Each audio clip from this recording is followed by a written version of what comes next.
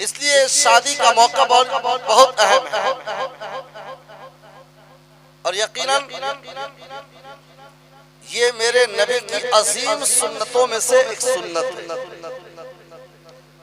जाहिर सी बात है कि शादी कोई छोटा मोटा अमल नहीं है या रस्मो रिवाज नहीं है या सिर्फ मनचाही बातें नहीं है, बल्कि ये मेरे नबी की सुन्नत है और इसका जिक्र कुरान में है। तो सोचो जिस बात का जिक्र कुरान में होगा वो बात कितनी बड़ी होगी, है ना? जिस बात का जिक्र यानी निकाह का जिक्र कुरान में है, तो जब कुरान में निकाह का जिक्र है तो इसका मतलब निकाह बहुत बड़ा अमल है, निकाह बहुत बड़ा अमल है। इसलिए कि कुरान में जिस बात को अल्लाह ने बयान किया हो और साथ ही साथ इसको मेरे आका ने अपनी सुन्नत करार दिया हो। मेरे नबी फरमाते हैं निकाह अन निकाह मिन सुन्नती, निकाह मेरा तरीका है जिसको पैगंबर आजम ने अपनी सुन्नत फरमाया हो। सोचो वो पैगंबर जब शान वाला है तो उसकी सुन्नत कितनी शान वाली है ना? जब नबी शान वाले हैं तो उनका अमल भी तो शान वाला होगा, उनका कैरेक्टर भी तो शान वाला होगा, उनका किरदार भी तो शान वाला होगा। इसलिए कभी भी निकाह को हल्के अंदाज में महसूस नहीं करना चाहिए। जब निकाह की मंजिलें आप तय करें तो ये एहसास करें आज मेरे सर पे एक बहुत बड़ी जिम्मेदारी आई है। अब इस जिम्मेदारी को पूरा करने का अल्लाह मुझे हिम्मत और ताकत अता फरमाए ताकि मैं इस हक को अदा कर सकूं।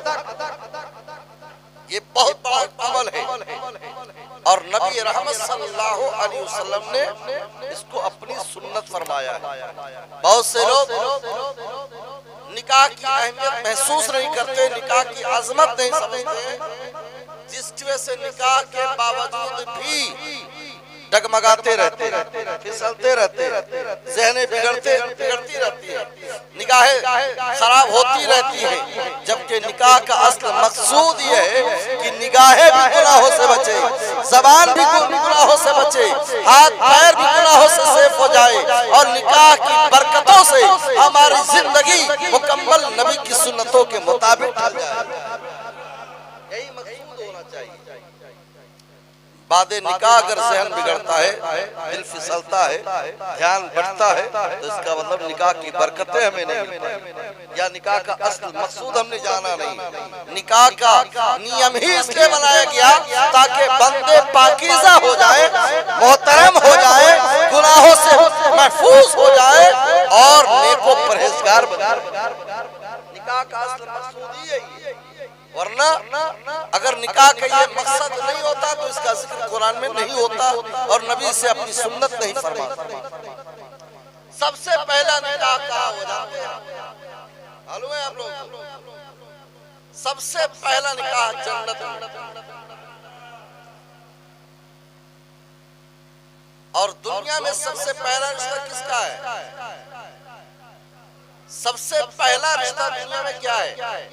भाई बहन का, बाप बेटे का, माँ बेटी का, किसका रिश्ता है? दुनिया में तमाम रिश्ते बाद में सबसे पहला इंसान में जो रिश्ता बना वो शौहर और बीवी का रिश्ता बना।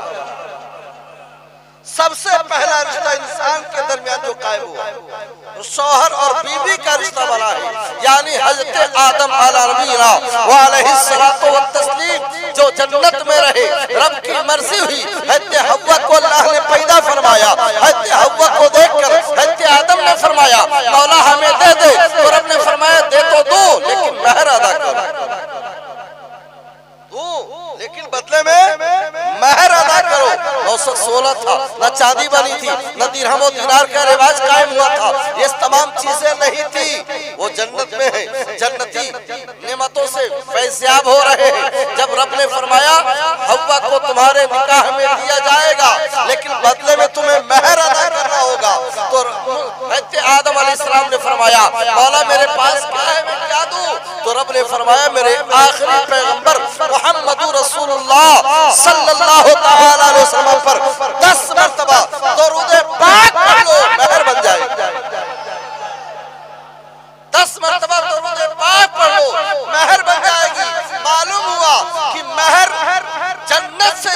रिवाज है, आज तक कायम है, कयामत तक। महर को कोई हल्का ना समझे। बहुत से लोग महर के मामले में लड़ाई कर लेते हैं, महर के मामले में फसाद हो जाते हैं, महर के चक्कर में ताना तानी का माहौल बन जाता है, जबकि महर औरत का हक है और ये हक मैंने नहीं दिया, रब ने दिया है, रब ने दिया है। अब आप गौर करें, पल भर के लिए हर चीज जो हम अपनी तबीयत से करते हैं उसमें हमें तकलीफ नहीं होती। गाड़ी हमने बुक की, तकलीफ नहीं हुई। बरातियों का अंबार लगा दिया, हमें तकलीफ नहीं हुई। देगों के अंबार लगाए, तकलीफ नहीं हुई। मोहल्ले गलियों को हमने सजाया, तकलीफ नहीं हुई। हजारों हजार नहीं, लाखों लाख खर्च करने वाले कर रहे हैं पंडाल में, सजावट में, कहीं कहीं लाखों लाख खर्च हो रहा है। लेकिन जब उन्हीं की महफिलों में बच्चियों की महर रखने की बात आती है तो कहते हैं 786 लगा दीजिए ना, 786 रख दीजिए ना, 2786 कर दिए, 3786 कर दिए, 5786 कर दिए। यानी जो असली चीज है उसको कमतर से कमतर किया जा रहा है, और जो चीजें असल नहीं है, जो अपनी तबीयत के हिसाब से है, उनको तो बेहतर से बेहतर बनाया जा रहा है। ऐ लोगों, वजह क्या है? हम कहीं न कहीं नफ्स के गुलाम को नजर आते हैं कि जो हमारी तबीयत चाहती है हम उसमें दिल खोल कर खर्च करते हैं, लेकिन जो रब के हुक्म की तामील करने की बात आती है तो नफ्स हमें उकसाता है, भड़काता है। इतना क्यों, इतना ज्यादा क्यों, इतना ज्यादा क्यों? क्योंकि ये रब के हुक्म की तामील का मामला है तो नफ्स राजी नहीं होता, शैतान वसवसों में डालता है। लिहाजा है मुसलमानों, रिवाज बनाओ कि जहां हम शादियां करते हैं हमारी हैसियत के मुताबिक, हमारी सलाहियत के मुताबिक महर भी हम मुकर्रर करेंगे, ताकि महर की वजह से औरत की शान भी झलके और रब का हुक्म की तामील भी हो, रब के हुक्म की तामील भी हो।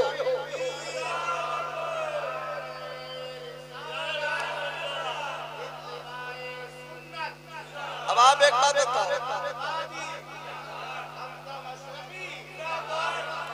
एक बात और गौर करें,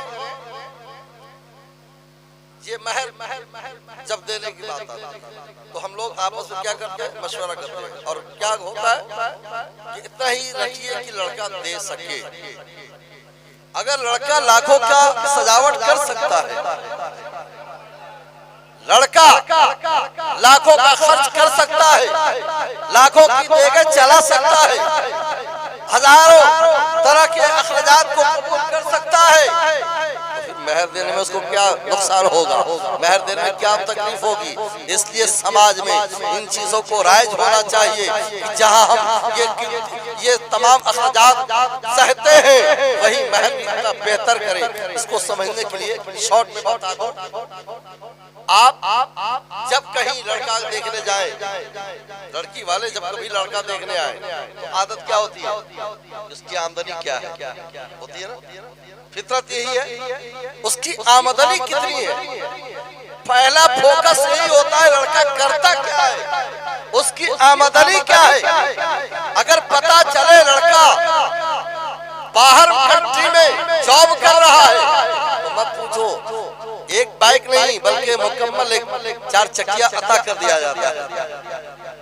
बिहार में तो ये इतना मर्ज बढ़ा हुआ है, कभी कभी रिक्शा चलाने वाले को लाखों का देना पड़ता है।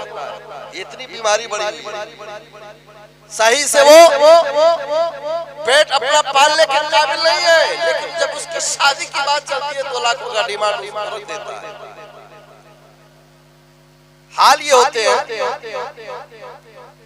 कि वो शख्स अगर थोड़ा पढ़ ले तो और कीमत बढ़ जाती है, थोड़ा पढ़ा लिखा हो जाए ना तो और कीमत बढ़ जाती है। अगर खुदा न खास्ता वो इंजीनियर हो, डॉक्टर हो, प्रोफेसर हो, लेक्चरर हो, सरकारी नौकर हो तब तो कीमत और बढ़ जाती है। नौकर की भी कीमत होती है यार, ये नौकर की भी कीमत बहुत होती है। जब सरकारी नौकर की कीमत इतनी ज्यादा दुनिया वाले लगाते हैं तो मुस्तफा के नौकर की कीमत का अंदाजा कौन लगाएगा।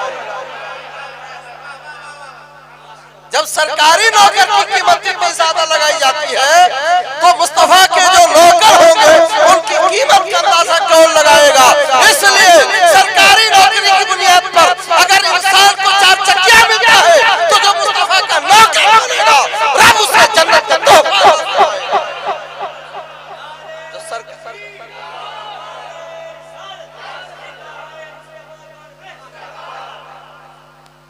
अब आप गौर करें, जब हम पहली नजर में सवाल रखते हैं तो ये ख्याल यही सवाल रखते हैं कि लड़का करता क्या है, आमदनी क्या है, इनकम क्या है, कितना पढ़ा लिखा है, ये सारे सवाल हम करते।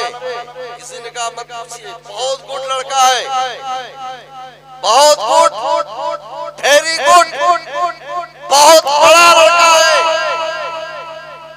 महल उसका है, बिल्डिंग उसकी है, बाड़ी उसकी है, गाड़ी उसकी है, बहुत बड़ा लड़का है।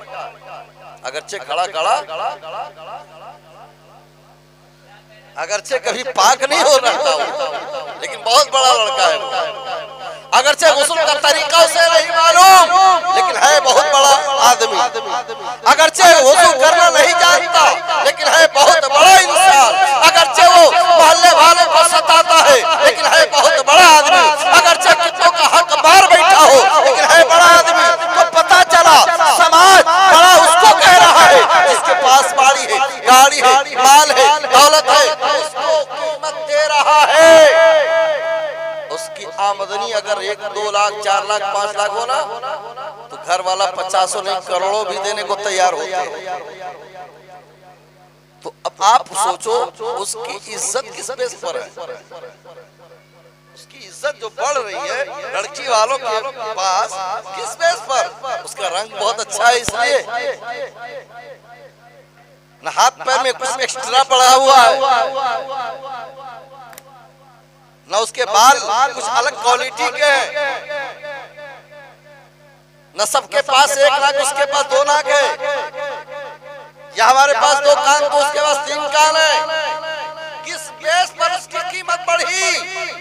किस बेस पर आपने कहा बहुत अच्छा लड़का है? क्या उसके पास 2-4 हाथ अलग अलग क्वालिटी के हैं, 2-4 किस्म के अलग अलग बॉडी में निशानियां हैं? किस बेस पर आपने कहा?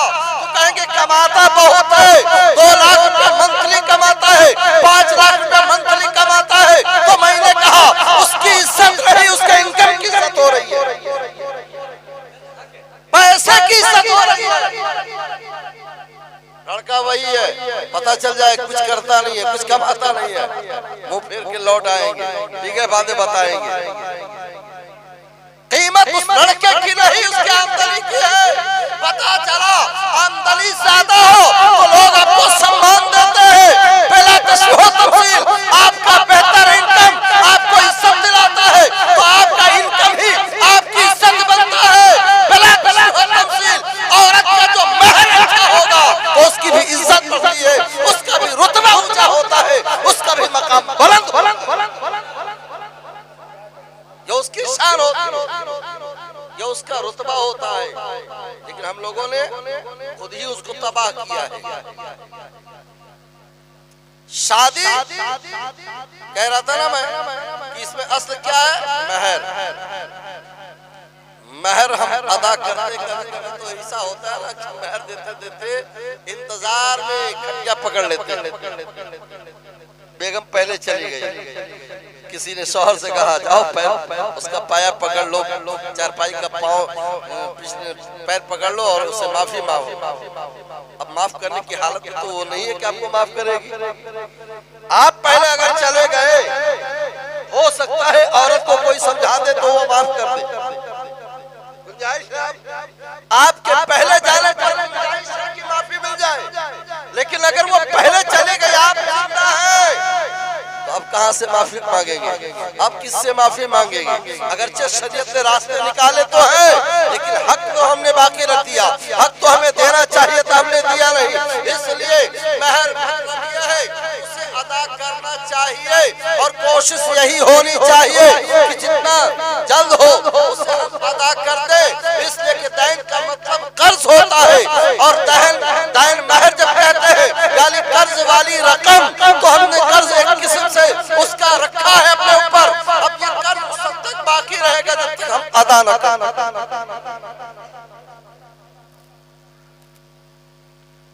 लिहाजा हम कोशिश करें महर का मतलब सलाहियत दोनों की हो, जैसे लड़की वाले लड़के वाले हो उसी हिसाब से रखनी चाहिए ताकि दोनों के लिए आसान भी हो और सम्मान देने वाले को आसान भी हो और जिसको दिया जा रहा है उसका सम्मान भी हो। दोनों सूरतों में ये चीजें होनी चाहिए। अब आइए आका करीम सल्लल्लाहु तआला अलैहि वसल्लम ने महर अदा किया। सैयदा फातिमा ज़हरा रज़ियल्लाहु तआला अन्हा का जब निकाह किया मौला अली से, तो बाज़ अलग अलग रिवायतों में आता है कि 400 मिस्काल चांदी उनकी महर रखी गई, 400 मिस्काल चांदी। लेकिन एक वाक़या में ये भी मिलता है कि जब सैयदा फातिमा ज़हरा रज़ियल्लाहु तआला अन्हा से आका ने पूछा, ए फातिमा तुम्हारी शादी तुम्हारा निकाह अली से हो रहा है इतने महर के बदले, तो सैयदा फातिमा कहती है अली मुझे मंजूर है, महर मंजूर नहीं। अली मंजूर है, महर मंजूर नहीं। एक किस्म से अगर देखा जाए तो महर मुकर्रर करने का हक औरत, महर मुकर्रर करने का हक औरत को है, लेकिन हम लोग मुकर्रर करते हैं उसकी मर्जी के बगैर। अगरचे निकाह के समय में हमसे रजा हासिल करते हैं, इजाजत लेते हैं और उस महर का इजहार जब करते हैं तो उस महर को सुनने के बाद वो रजामंदी का इजहार करती है। लेकिन जब हम मीटिंग में तय करते हैं तो हम उससे नहीं पूछते। जब मीटिंग में बातें रखी जाती है तो उस वक्त तो कोई लड़की वाले से नहीं, लड़की से नहीं पूछता कि तुम्हारा महर कितना रखा जाए, बल्कि उस वक्त गार्जियन आपस में मिलकर, समाज के लोग मिलकर, पंच के लोग मिलकर, बड़े सरदार किस्म के लोग बैठकर तय कर देते इतना।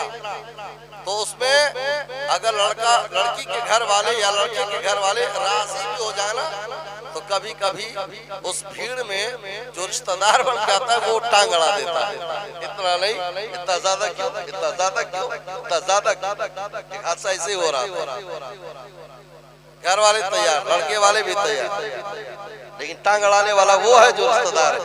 इतना ज्यादा क्यों रखिएगा? अरे भाई लड़का देने को तैयार है तो आप तो पता चला अच्छे मामलात में लोग टांग अड़ाई करते हैं, जबकि अच्छे कामों के अलावा बुरे टांग अड़ाई करते तो कितना बेहतर होता।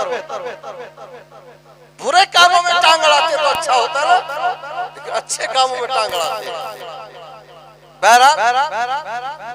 तो सैयदा फातिमा ज़हरा का निकाह जब अली से हो रहा तो आका ने पूछा, ए फातिमा ज़हरा तुम्हारा निकाह अली से गैर महर के एवज में किया जा रहा। तो सैयदा फातिमा फरमाती अली मंजूर है लेकिन महर मंजूर नहीं। कहा जन्नत के बागात आपके महर में रखे जाते हैं, कहा फिर भी अली मंजूर है लेकिन महर मंजूर नहीं। जिब्रील अमी की आमद हो गई, या रसूल अल्लाह पूछिए क्या चाहती है, फातिमा क्या चाहती है? तो सीधा फातिमा से पूछा आका ने क्या चाहती हो? कहा है मेरे बाबा, है मेरे आका, है मेरे अल्लाह के रसूल, आप अपनी उम्मत के लिए हमेशा फिक्रमंद रहते हैं, मेरी तमन्ना यह है कि मेरी महर आपके उम्मत की बख्शिश, मेरी महर, मेरा महर आपके उम्मत की बख्शिश की जाए। अल्लाह अकबर, जरा अंदाजा तो लगाओ, नबी की बेटी है, अपने लिए नहीं सोच रही है, नबी के गुलामों के लिए सोच रही है, नबी के उम्मतियों के लिए सोच रही है। वो सैयदा फातिमा ज़हरा रज़ियल्लाहु ताला अन्हा है जिन्होंने महर इस तरीके से कबूल किया। बहरहाल जो रिवायतें आम है वो 400 मिस्काल चांदी का, जिसकी मौजूदा कीमत अगर अंदाजा लगाए आज के डेट में तो तकरीबन 1.5 से 2 लाख प्लस हो जाएंगे, 1.5 से 2 लाख प्लस होंगे। और महर क्या सीधा फातिमा ज़हरा का रखा जा रहा है, लेकिन अली उस वक्त जिस पोजीशन में है, जिस पोजीशन में है, ऐसे पोजीशन में कि उस वक्त जब अली का निकाह तय पाया है तो कुछ सिद्दीक़ अकबर ने माली मदद फरमाई कि जाइए ये रकम लीजिए और शादी की तैयारी। अली ने सिद्दीक़ अकबर ने अपनी खुशी से दिया। ये पोजीशन, ये उस वक्त की जो हालात थे मौला अली के, जरा कुर्बान जाओ, इतना महर मुकर्रर हुआ, अली ने इनकार नहीं किया। अब सरकार मौला अली शेर खुदा रज़ियल्लाहु ताला से जब निकाह तय हो गया, उस निकाह के जो तरीके थे बड़े खूबसूरत थे। कुर्बान जाइए उस निकाह पर जिसके निकाह खा मुस्तफा जाने रहमत, वो निकाह जिसके निकाह खा हम और आप या पीर साहब नहीं, इमामुल अंबिया, और उस निकाह की दुल्हन जन्नती औरतों की सरदार, उस निकाह का दूल्हा शेरे खुदा, उनसे होने वाले शहजादे जन्नती नौजवानों के सरदार। कुर्बान जाए इस अजमत पर, इस रिफात पर, इस शान पर, ऐसे दुल्हन, ऐसा दूल्हा, ऐसे बाराती, जिसके बाराती सिद्दीक़ अकबर हो, जिसके बाराती उस्मान गनी हो, जिसके बाराती सरकार फारूक आज़म हो और तमाम सहाबा हो, भला उस बाराती का जवाब कहाँ मिलेगा? एक बात और ज़िम्नन आ गई तो बता दे, बाराती का मतलब ये नहीं होता कि लड़की वालों को जलील किया, ये भी बता दे रहे। बाराती बनने का मतलब ये नहीं कि लड़की वालों को जलील किया जाए, रुसवा किया जाए, हर चीज में टोका जाए, रोका जाए, बहस किया जाए, नहीं, बल्कि बाराती बनने का मतलब यह है कि आप मेहमान बने हैं, तो अब मेहमान की हैसियत से आप इस तरह वहां जाइए कि लड़की वाले अगर उनसे कहीं कमी भी हो तो उसको नजरअंदाज कीजिए, उसको लेकर किस्सा मत बनाइए, उसको लेकर उसको जलील करने का सबब मत बनाइए, बल्कि आप उसको नजरअंदाज कीजिए, इसलिए कि आज उस लड़की वाले के घर आप गए हैं, कल आप लड़की वाले होंगे तो आपके घर पे भी कोई आएगा। अगर हम वहाँ जलील किसी को करेंगे तो कल हमें कोई जलील कर जाएगा। इसलिए एहसान का बदला एहसान है, भलाई का बदला भलाई है। आप जाओ तो इस तरह जाओ कि देखने वाले कहे कि बाराती जो आए हैं ऐसा लगता है सच्चे मुसलमान नजर आ रहे, नबी के दीवाने नजर आ रहे हैं, सहाबा के आशिक। ये होना चाहिए बाराती बनने का मतलब, ये नहीं कि अब जरा जरा सी बात में उंगली की जाए। मेहमान और मेजबान तो एक ऐसे रिश्ते कि मेजबान अपनी सलाहियत के मुताबिक कोशिश ये करता है कि मेरे मेहमान खुश हो। एक मेजबान अपने तौर पर, लेकिन इंसान है वो नहीं, मेजबान इंसानी तो है, फरिश्ता तो नहीं है। हो सकता है कहीं कभी हो जाए, तो अगर उसको नजरअंदाज कर देंगे तो लड़की वालों के दिल में आप बस जाएंगे। अगर आप उसे नजरअंदाज कर दे तो उसके दिल में आपके लिए जगह बन जाएगी, फिर आपको हर दिन के लिए याद रखेगा। मुझे आज भी याद है कि एक शादी ऐसी हुई थी उस गांव में, आज गुन गाते हैं नजर आते हैं कि आपके गांव में जो शादी हुई, यकीनन वो शादी के बाद मेरे और लड़कों की भी शादी हुई, लेकिन जितना रुतबा, जितनी इज्जत, जितना सम्मान आपके गांव में मिला, शायद मेरे बच्चों की और जो शादियां हुई उन गांव में हमें वो न मिला। कि सम्मान हर कोई देता है, कमी बेशी इंसान है, हम उसे नजरअंदाज करें। बाराती अगर बन के गए ना तो ये तस्वीर करें कि हम अगर उसको इज्जत देंगे तो वो हमें इज्जत देगा, हम उसे सम्मान देंगे तो वो हमें सम्मान देगा, और अगर हम नीची हरकत पे उतर जाए तो फिर कई ऐसे बाराती हैं जिनको डंडों से मार के भगाया गया। कई ऐसी कहानियां दुनिया में वाक़ हुई हैं। आप जब इज्जतों से खेलेंगे तो वो फिर क्यों आपकी इज्जतों की हिफाजत करेगा। इसलिए बेहतर ये है कि हम उसकी इज्जत करें, बदले में अल्लाह ने चाहा तो वो हमारी इज्जत बढ़ा देगा। अल्लाहुम्मा सल्ली अला सय्यिदना व शफीना व हबीबना व नबीना मौलाना मुहम्मद इमादुल जुद वल करम व अला आलिहि व सहबिहि व सल्लिम। सल्लु अलैहि सलातो व सलामुन दाइमन अलैका या रसूलल्लाह, सल्लु अलैहि सलातो व सलामुन दाइमन अलैका या हबीबल्लाह सल्लल्लाहु तआला अलैहि व आलिहि व सल्लम। मैंने जो आयत पढ़ी, कुल इन कुंतुम तुहिब्बुनल्लाह फत्तबिऊनी युहिब्बुकुमुल्लाह, ऐ महबूब तुम फरमाओ अगर तुम अल्लाह से मोहब्बत करते हो मेरी पैरवी तो निकाह मेरे नबी की और ये सबसे पहले कहाँ कायम हुई? जन्नत में। और एक बात बताइए, पहली औरत यानी माँ हव्वा को अल्लाह ने बनाया, अलग से मिट्टी लेकर बनाया या हज़रत आदम के जिस्म का एक टुकड़ा लेकर बनाया? वो अल्लाह कादिर है, कुदरत वाला है, वो कुदरत वाला है। जिस तरह हज़रत आदम को बनाया उसी तरह हज़रत हव्वा को बना देता, एक मूर्ति बनाकर उसमें जान डाल देता। ये भी तो उसके लिए नामुमकिन नहीं था, ये कर सकता था रब, लेकिन क्या जरूरत पड़ गई कि हज़रत आदम के जिस्म का एक हिस्सा लेकर माँ हव्वा को बनाया, ताकि जब एक ही जिस्म का वो हिस्सा होगी तो उसके लिए दिल में दर्द पैदा होगा, उसके लिए दिल में दर्द पैदा होगा। यही वजह है कि बेटी है तो उसके लिए दिल में दर्द आता है, बहन है तो उसके लिए दिल में दर्द आता है, माँ है तो उसके लिए दिल में दर्द पैदा होता है, बीवी है तो उसके लिए दिल में दर्द आता है, इसलिए कि वो अलग हिस्सा नहीं, हमारे जिस्म का हिस्सा है।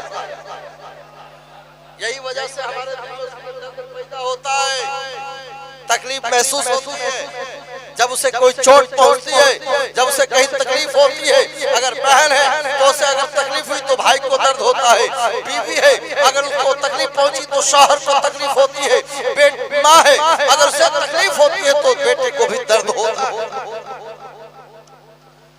अब अल्लाह ने जब लिया माँ हव्वा को बनाया तो कहां से बनाया?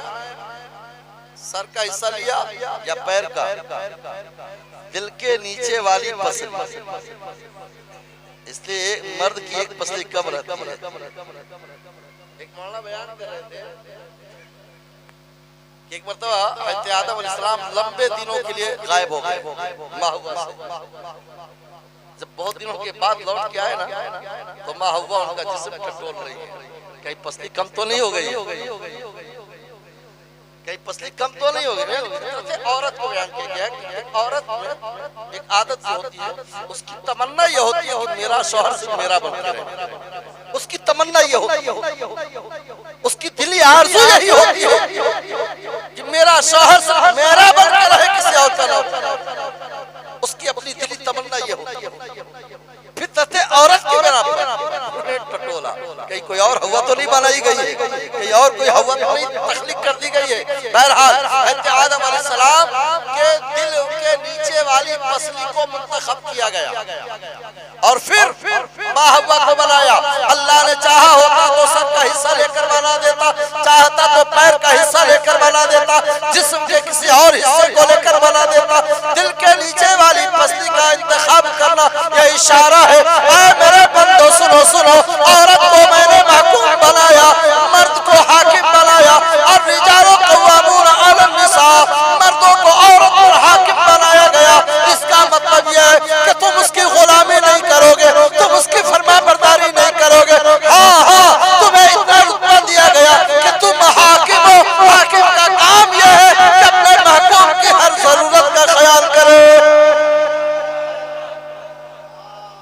हाकिम का काम यह है कि अपने महकूम की हर जरूरत का ख्याल करे, उसके अंधेरे उजाले का ख्याल करे, दर्द और खुशी का ख्याल करे, चोटो गम का ख्याल करे। कहीं कोई प्रॉब्लम हो, शौहर को हाकिम बनाया गया, उस पर लाजिम है कि अपनी औरत के हर तमाम मामलात में वो ख्याल और फिक्र करे, कहाँ तकलीफ है, कहाँ खुशी है, कहाँ गम है, कहाँ चोट है।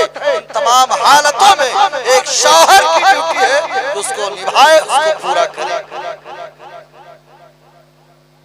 अब ये नहीं कि औरत जो कहे वही सुनेंगे हम। कहीं कहीं जो घर उजड़ रहा ना, उसमें एक ये रीजन भी है कि औरत का फैसला अटल हो जाता है। फैसला करने का इख्तियार किसने दिया? अल्लाह ने मर्द को, और फैसला कर रही है औरतें, तो घर उजड़ेगा नहीं। जब नियम कानून रब का बदल जाएगा तो क्या होगा? बरकत आएगी, रहमत आएगी, खुशी आएगी। कानून जब तोड़ेंगे तो कानून तोड़ने का जो नजरिया होता है, जो वजह होता है, सबब होता है, और उसके बाद जो सजाओं का मामला होता है, कानून तोड़ने की सजा यही होती है कि हमारे घर तबाही की तरफ बढ़ते चले जाते हैं। इसलिए मर्द हाकिम है घरों में, हुक्म उसको चलाने का है, फैसला वो करने का अहल है। औरतों को फैसला करने का अहल नहीं रखा गया। लेकिन मैंने कहा ना, सर के हिस्से नहीं बनाए, सर के हिस्से से नहीं बनाई गई, पैर का हिस्सा लेकर नहीं बनाया गया, दिल के नीचे वाली पसली से बनाया गया माहुआ को, ताकि दुनिया को ये पता चले कि ना औरत को सर पे बिठाया जाए, ना औरत को पैरों से रौंदा जाए, बल्कि औरत को दिल में बसाया जाए। इसलिए ना औरत को सर पे रखकर उसे इस तरह हाकिम बनाओ, और ना औरत को जलील खार करो। औरत का सम्मान अगर है तो यह है कि उसको दिल में जगह, औरत को दिल में जगह दो, इज्जत दो, प्यार दो, एहतराम दो। बहन है तो बहन की तरह इज्जत दो, बीवी है तो बीवी की तरह इज्जत दो, बेटी है तो बेटी की तरह इज्जत दो, माँ है तो सम्मान दो।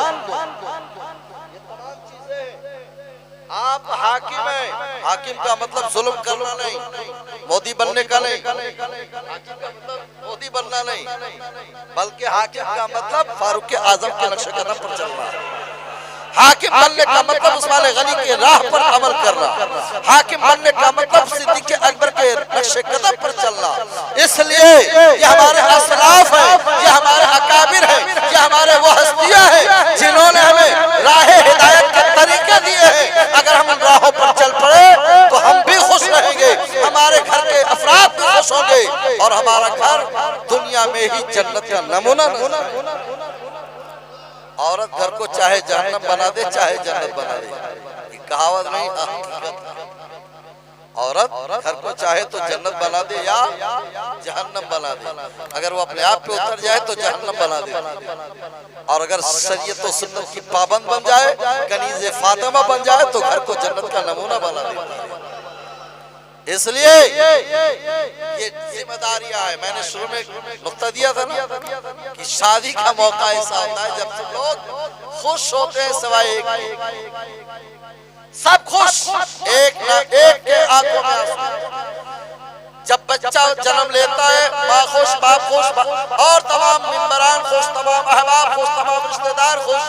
अब बच्चा परवान चढ़ते चढ़ते हत्ता के उस मंजिल तक पहुंचा है जिस उम्र को का इंतजार होता है, यानी सुन्ने बुलूग को पहुंच जाता है, बालिग होने की मंजिल में पहुंच जाता है।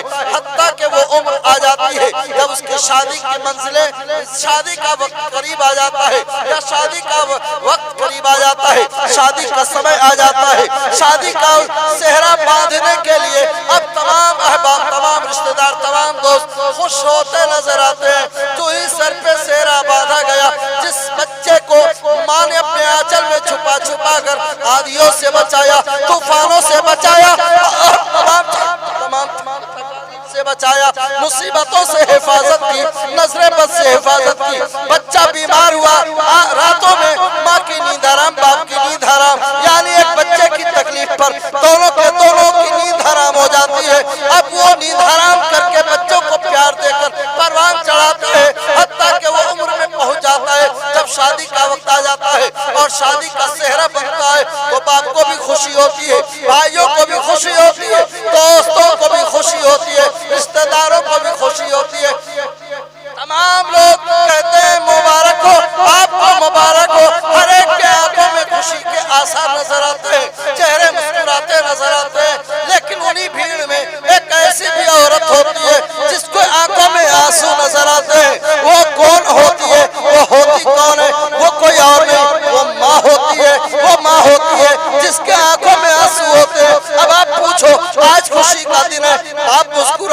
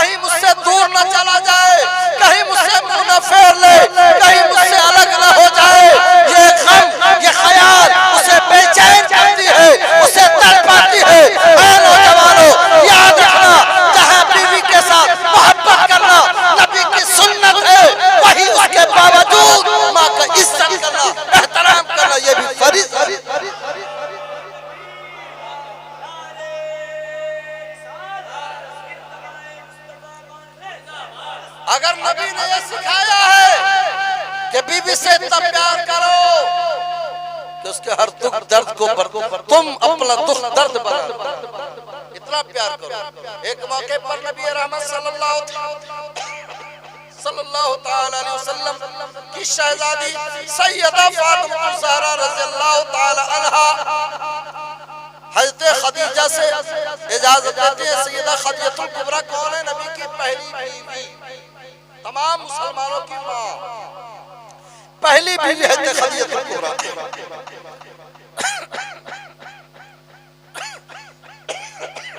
एक रोज बीमार हो गई सल्लल्लाहु अलैहि वसल्लम।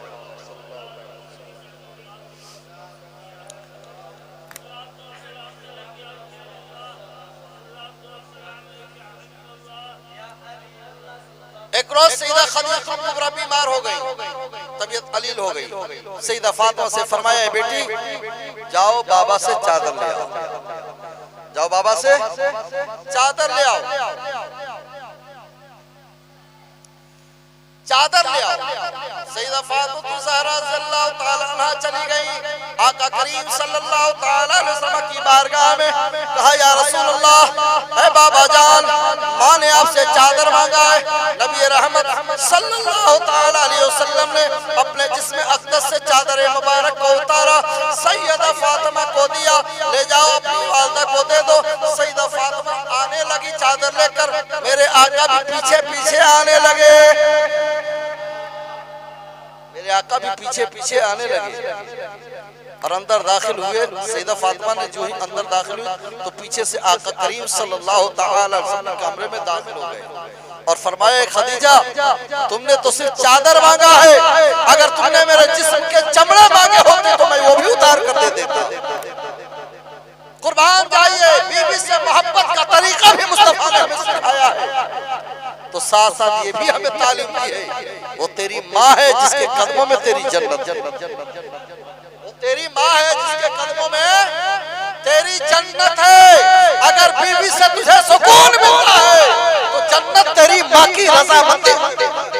इसलिए सुकून चाहिए तो बीवी को खुश रखो और जन्नत चाहिए तो माँ को खुश रखो।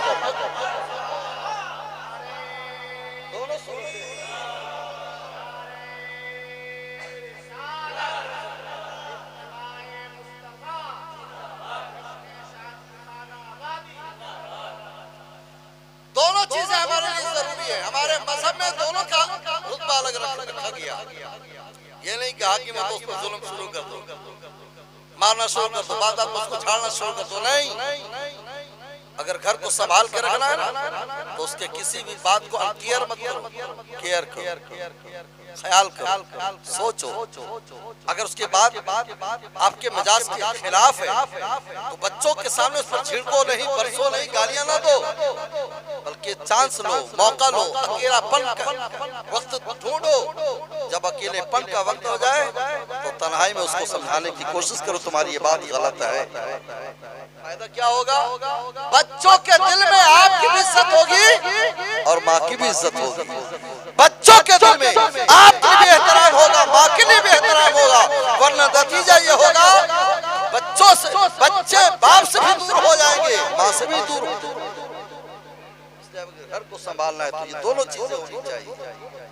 बिरादरान इस्लाम, इसलिए हम कोशिश करें नबी की सुन्नतों को कायम रखें और दूसरी चीज सरकार की सुन्नत को, सरकार की सुन्नत समझ के अदा करें। इंशाअल्लाह जब सुन्नत समझ के अदा करेंगे तो अल्लाह ताला इसके सदके में हमें नेकी अता फरमाएगा, सवाब अता फरमाएगा और फिर इसके बरकत से हमारे घरों को खुशियों से भर। हजरत मोहतरम, वक्त करीब तमाम होता है। दुआ है अल्लाह ताला बोलने सुनने से ज्यादा अमल की तौफीक अता फरमाए। और जो शादी खानाबाजी का सिलसिला होने वाला है और वक्त के करीब में अज़ीज़म हमदम अशरफी दूल्हा बनने वाले हैं, उनके वालिदैन को दुल्हन मिलने वाली है, बहू मिलने वाली है। अल्लाह बहू को उनके घर के लिए नेक बनाए और दूल्हा को माँ बाप के हक में वफादार बनाए रखे और साथ ही साथ हमेशा इस घर को खुशियों से आबाद रखे, गमों से दूर रखे, परेशानियों से महफूज रखे। अस्तगफिरुल्लाह रब्बी मिन कुल्ली ज़ंबि व अतूबु इलैह। ला इलाहा सल्लल्लाहु ताला अलैहि वसल्लम